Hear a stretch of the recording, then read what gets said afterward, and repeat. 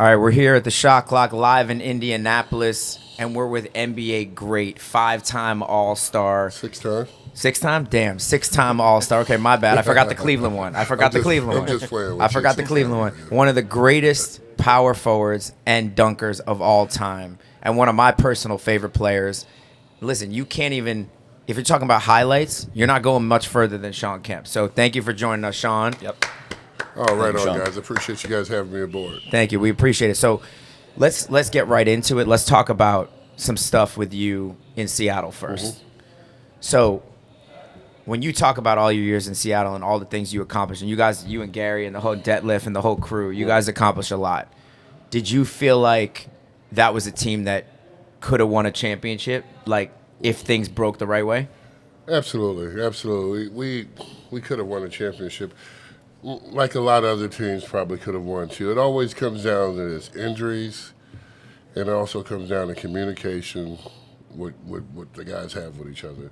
And we made it to the finals once. We lost against Chicago in '96. Yeah. And I feel like you played them the toughest of any of the finals, like besides Utah, Utah. But you guys like you hear MJ. You saw The Last Dance, obviously. Right. If you watch that, you saw MJ talk about it, and GP talked about it. Like, you guys really, you had them at one point. Absolutely, I think so. And I think, first of all, we started that series off, and Detlef was guarding Michael Jordan. Yeah. And Gary was guarding someone else. So that was that was the wrong way to approach the series. Right. And I think once we put Gary Payton back on Michael Jordan, he really gave him some problems. And it gave us a chance to win some games. But, the real reason we lost that is because of Dennis Rodman. Yeah. We had nobody to stop him on the offensive boards or the defensive boards. He just terrorized us for 4 or 5 games.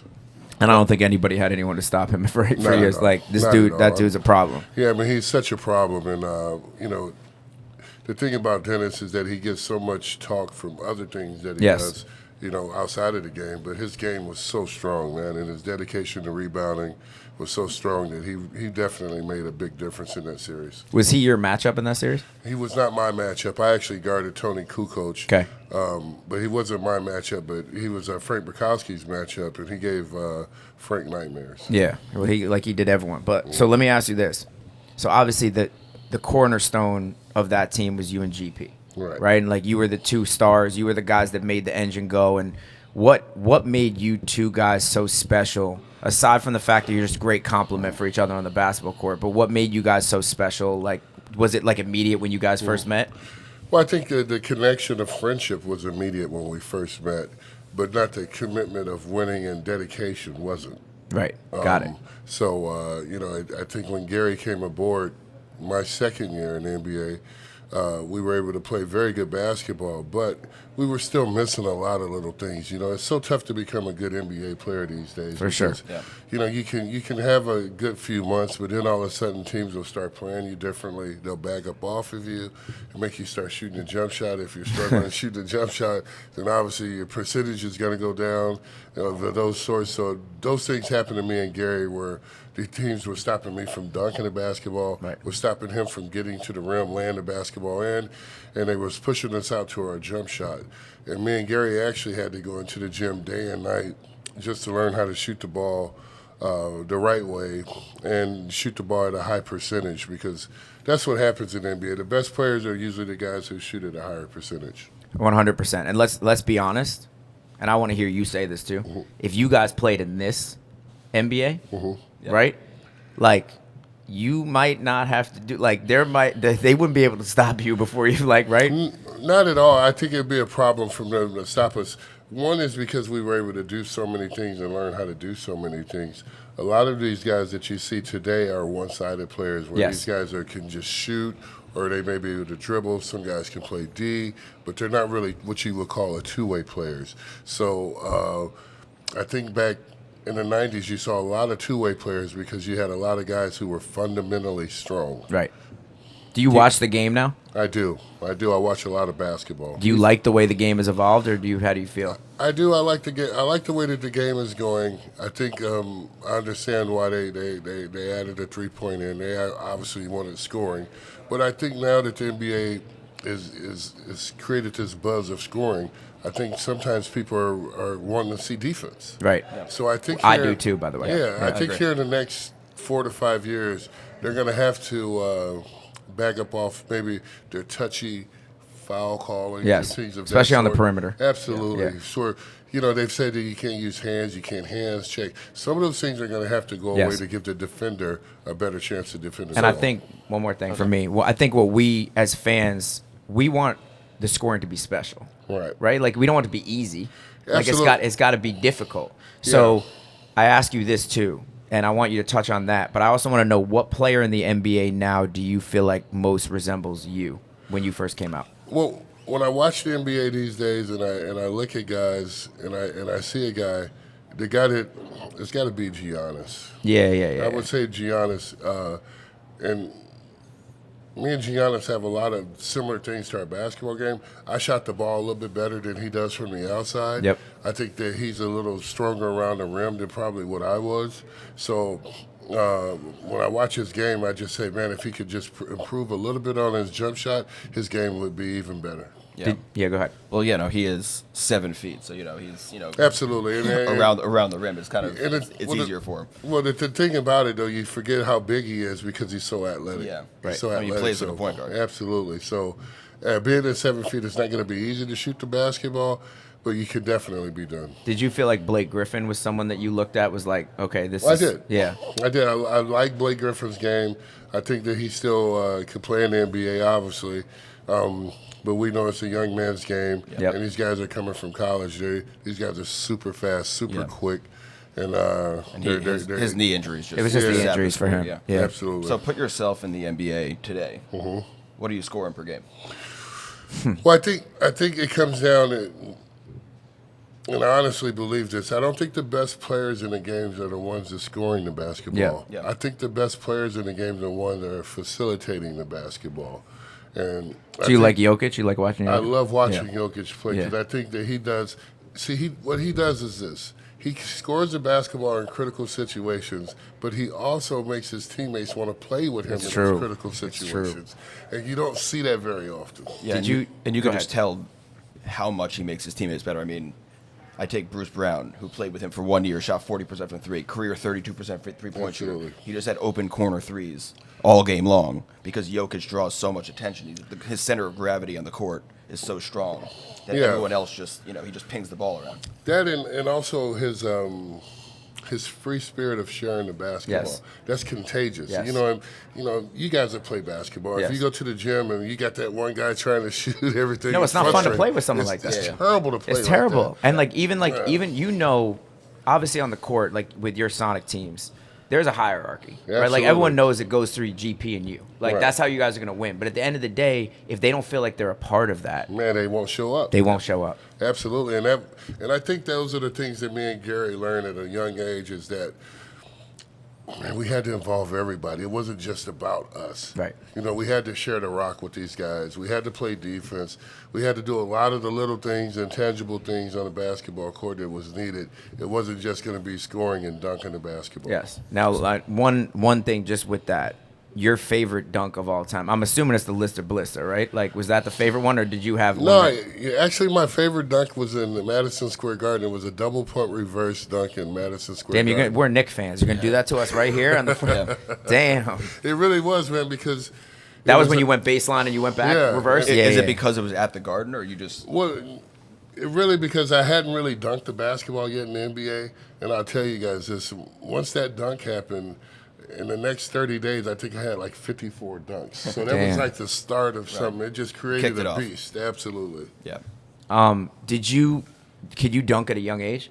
Absolutely. I've been dunking at basketball since 5th grade. So did you know you had hops like that? You were going to be able to be one of the best dunkers in the league? Yes, I did. Yeah. How tall were you in 5th grade? 6th grade, I was about 6 foot. Wow. Okay, so he was just dunking. Dunking at 6 feet is not easy. No. Yeah, it's not easy. And if you can dunk at 6 feet and you still grow, then you can really jump. When did you learn the creativity, and the showmanship? The creativity came, I believe it came in high school, No doubt about it. It came in high school. I used to go into the auxiliary gym, and they would have a gymnastic equipment set up. So I used to use this little jumper that they used in gymnastics, and I would use the jumper to go practice my dunks when Do you feel like that nobody was helped? around. You feel like Absolutely, that? Yeah. because it gave me time to create some stuff in the air, and then when I emulated this stuff in the game, it was much easier. How often do you practice the creativity? Was that like once a Every week? day. Every day?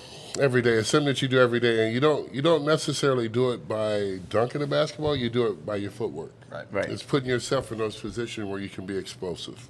Who are the dunkers that you looked up to? I didn't look up to a whole lot of dunkers. I can tell you guys this, man. I grew up watching Larry Bird and Magic Johnson. Really? Wow. So were those your favorite players growing Absolutely. up? No. Larry Bird, man. I love Larry Bird. I'm all about Larry Bird. I love Magic Johnson. Both of those guys. Larry Bird was the shooter. Magic Johnson was the passer. I grew up here in Indiana, where fundamentally you have to be fundamentally strong to play basketball here in Indiana, and passing and shooting are the intangibles that you have to have. Right. Who are your favorite dunkers today? Today, when I watched the game, I'm gonna say it's been. I feel like there's not a lot of guys anymore. It's not a lot of guys anymore, but I like Green from Houston. Okay, Jalen Green. I think Jalen. What about Ant? Ant-Man is the best, man. Yeah. But the thing about Ant-Man is that he reminds me a lot of myself too. now that he's dunked so much, he's worked on his jump shot and his money. So So he doesn't want to dunk as much, right? He doesn't have to dunk anymore. Does it take a lot of energy to dunk like that? Is it like where you're because I've heard players say as they get older they don't want to dunk as much because it gets tiring. Not really. Okay. No, I didn't feel that way, but I do. I think with myself it came from being criticized of dunking so much. I was hearing that so much, like, oh, he's just a dunker. He's just a dunker. But you were way more than that. So you know that. you want to prove to people that you're more than just that. So you go and you work on those little things of shooting. You know what I think? The guy I think of when you say that, because I think he was criticized of that too early in his career, was Amari. Absolutely. Right, and you guys had a similar kind of Very style, but similar you could step out and hit the mid range. Yeah. And back when you were playing, people weren't shooting threes as much. I feel like if you were playing now, you would have worked on your three, and you would have been good. You know, it would have been different. And I actually had 3-point range, but it just always felt comfortable for me to shoot the mid range. And they weren't asking, especially big men, to shoot threes back then. They was not asking big men to do that, so it was more comfortable for me to shoot that mid range. I fell in love with shooting the mid range shot. And I think when you can shoot that mid-range shot, it seems to me that the guys on your team, they look for you more. Yes, and I think even today, right, like even with the way the game is now with the pace and space and the three-point shooting, when you get to the playoffs, if you can't score in the mid-range, right, you're not going to be as effective because they're not calling those fouls going to the hoop that even in the 90s, even now they don't call those same fouls when you're going to the hoop. Absolutely. I'll give you a quick stat. I watch a lot of basketball. Yeah. People say, what's wrong with the Lakers? Well, I can tell you what's wrong with the Lakers. This is it. LeBron and AD are two strong guys who generally can only get to the rim.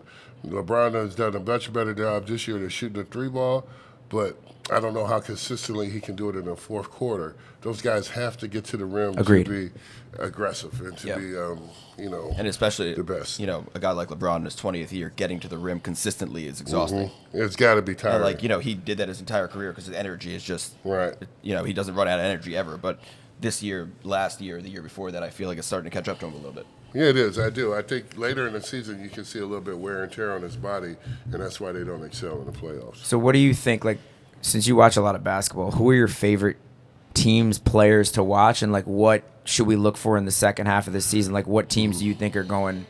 Well, I can tell you the two fun – I do watch a lot of basketball. The two teams that I enjoy watching the most right now would be OKC. Okay, yeah, they're fun to watch. And Minnesota. And Minnesota, I think they're both the teams that they're basically winning in NBA now because they're energized. Yeah. And they got young guys. They got a little bit of everything. You know what I mean? A little bit of everything. Yeah. And it's not like they're out shooting everybody, but they're definitely out energizing everybody on the court. And two different styles, too, because Minnesota's, their defense is just incredible. Incredible. And OKC, I think every single player they play shoots 38% from three. Yeah, it's crazy. And, Jalen Williams has become, I think, better than anyone and they just find these draft picks who all of a sudden. And I have to admit, man, I enjoy watching New Orleans play, too. I think they're a hustle team. Zion's made a whole lot of improvement this year. Yes. And I enjoy watching their team play as a unit. So let me ask you this question. If it's okay to ask this, I know you dealt with weight issues later in your career, especially when you left Seattle and you went to Portland and Cleveland, and Zion has dealt with that. And I think that's also a similar comp, like the athleticism, the explosiveness, both of you coming out where like, this dude is the dude. So how does he, is that a mentality for him, or is that something, what does he got to do? Well, with Zion, what advice would you give him? With Zion, he's got to make a commitment, man. He's got to make a commitment to change his body up a little bit, because if he doesn't change his body up, then he could lose years of his career. So you think like with Chuck, Charles, obviously he talks about this on TNT, like how he wasn't in his best shape early, and like he wasn't. Moses Malone talked to him and he had to do that, and he was committed to that. Absolutely, man. And once he got in great shape in Phoenix, he was a beast. Right. He beat us in the Western Conference Championship. But Charles knows, and I think we can all see Zion made some improvement. Yes. But it's still a couple levels where he can still go up. And What do you think his ceiling is as a player if he commits to that? I think he could be one of the best, man. One of the best to play in today's game, which is saying a whole lot. He has athleticism. He has the ability. He can put the ball on the floor. Yep. And he also has the ability, as Dunkley, to get his teammates involved, which a lot of guys just don't have that. A lot of guys can get their points and they get their numbers off, but they can't make their teammates better. Right. Correct. And so let's say this before we go on to the hot burning topic and we get you out of here. What, in terms of today's game, do you think there's fewer great dunkers now because everyone's just so focused on the three, and that's what everyone's like? Now these kids coming up are like, I want to shoot like Steph, I want to shoot like Dame, and like, because if you look through the NBA, right, like we were talking about it before, we're like, who do you want to see in the dunk contest? And we were like, okay, Ja. Right. We were like Ant. Zion. We were like Zion, but obviously Zion's got to get some shit together first. Excuse my language. I know we were allowed to say whatever we want here, but whatever. But like, there's besides that, I'm like Jalen Green, sure, but Jalen Green doesn't have that stardom yet that those guys have. He doesn't have that consistency yet that you want to see on the court. He does not. And so, do you think it's because these kids are like all these kids coming up are trying to shoot threes from further, and like that's why the guys who are great dunkers and that athleticism isn't there? That too, and I also think it's just it's a thing with the size. I think you're seeing a lot smaller guys play these days. I think, when I played, you see more 7-footers and 6'10" guys. Now you're seeing more Ferraris out there around 6'5", 6'6". Do you think that's good? Well, I think it's good if you want to speed the game up. Yeah. But I think the game of basketball, with so many people fall in love with watching those 7-footers display athleticism. You want to see that physicality back. I want to see the physicality. I want to see defense. I want to see a mixture of the speed and the physicality. I think we're seeing we saw one in the 90s with the physical. And now we got the other. We went completely the other way. Yeah. And we need to mix it up a little bit. Well, so I guess that's why you love Jokic so much, because Jokic is kind of the combination. Oh, absolutely. That's why I love him so much, man, because he's got this brutal beast about him in the fourth quarter, where he doesn't mind going down and playing on the low and you post. see it, like he's got all the cuts on his arm, right? Like he doesn't care. He bangs got more down scratches than the Ultimate Warrior. Yeah, he doesn't care. Okay, so two last things before we ask you the question. Number one, who do you got in the finals this year? Man, I'm gonna say that Minnesota's gonna make it. Okay. Because they're such a defensive team. I don't think the OKC can make it because they don't have the size. But I'm going to say that the Western Conference is going to come down to what about the Clippers? Are you worried about their health? I worry about the Clippers' health. I don't know if they can stay healthy in the second part of the season as they did the first part of the season. It seems like every year something breaks down after the All-Star game. But I do like their team. I like their makeup. I think Phoenix and Minnesota could go for the Western Conference Championship. And on the Eastern side, I would probably say I think Milwaukee's got to play better. And they got too much upside left. They have time to get it together, you think? They got time to get it together. Okay. I think Milwaukee, and I also think that Boston. So who do you got? You got Minnesota on the West. Who you got coming out of the East? I'm going to say Boston. Minnesota, Boston. Who you got winning? I'm going to say Boston this year. Boston over Minnesota. And just because I have to ask, how do you feel about the Knicks this year? I think the Knicks are making great steps, but they're injuries again. Yep. Yes. Injuries again, and I think the Knicks have done a better job with putting a complete team together, but their bench is still lacking a little bit. Yes. And they need a little more size on that bench, too. Yeah. Okay, so before we get you out of here we go. We're going to do our burning question. All right, so we got Shawn Kemp, burning question for today on the shot clock. What does the NBA need to do to fix the dunk contest? Okay, hold on. I'm going to give it to you, and then I'm going to give you 8 seconds each. So I'm going to go with the intro right now. Let's put 24 seconds on the clock, 8 seconds each. You do not get extra time. You are not special. Shawn, I'm going to let you go first, and we're going to count you down in 3, 2, your 8 seconds starts now. They got to raise the value of the dunk contest to $1 million to get the better players out there to be in the contest. But also they got to let the guys do whatever they want. Boom, done. Nice. Alexander, your 8 seconds starts now. I agree with Shawn. They need to incentivize these players because these players are scared to do it because the creativity level needs to be so high because everyone's done everything already. Okay, now it's on me. Okay, my 8 seconds starts now. I'm going to say they just got to figure out a way to get the stars in the game. And if it's $1 million that gets in the game, that's what they got to do because without the stars, you got no dunk contest. Absolutely. Shawn, we appreciate it. We love you. Thank you so much. Hold on. One last question for Shawn. Are we getting a team back in Seattle? Absolutely, man. We're right there. I believe they're going to put a team in Las Vegas and a team in Seattle. Okay. I hope so. Seattle's a great fan base, too. Yeah. It is, man. We got every sport there but basketball. I know. Which is crazy. Like, what's crazy to me. And I used to love the old Sonic. What was the Sonic Stadium called again? It used to be Key Arena. Key Arena. I love Key Arena, man. Yeah. That was great. Yes, listen. Thank you so much for having me. Appreciate you guys, man. We appreciate you. Good luck with everything. Thank you. Thank you.